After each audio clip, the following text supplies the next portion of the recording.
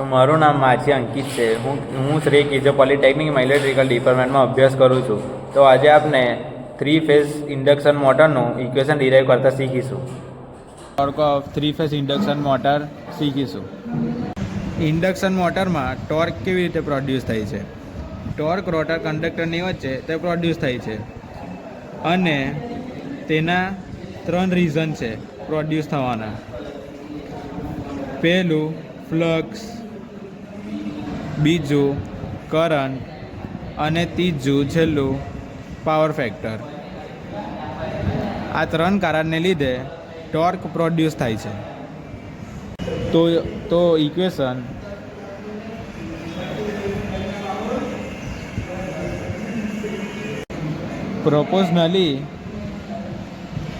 પ્રોપોર્શનલીથી દૂર કરવું હોય તો પહેલાં ઓહ્મ્સ લોની રીતે V પ્રોપોર્શનલી I, અને આ દૂર કરવું હોય તો V બરાબર IR, એટલે કે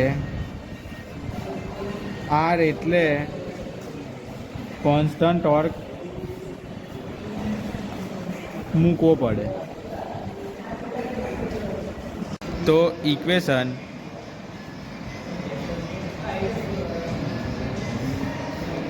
આપને તેમાં કે ને કોન્સ્ટન્ટ ટોર્ક લઈએ છે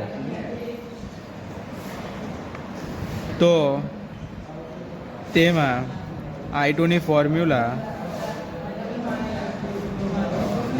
E2/Z2 છે અને cos phi ની ફોર્મ્યુલા R2/Z2 છે. તો આપણી ફોર્મ્યુલા થશે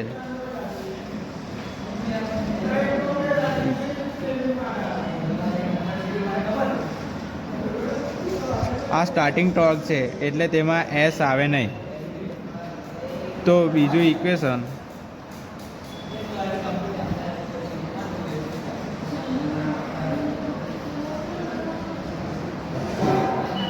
into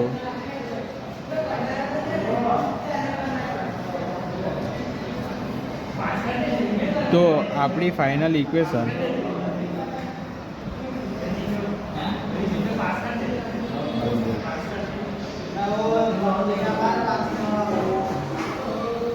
E2 into R2 upon R2 square plus X2 square. જો મારે સ્ટાર્ટિંગ ટોર્ક ડિરાઈવ કરવું હોય તો આપને આટલી ઇક્વેશન ખબર હોવી જોઈએ.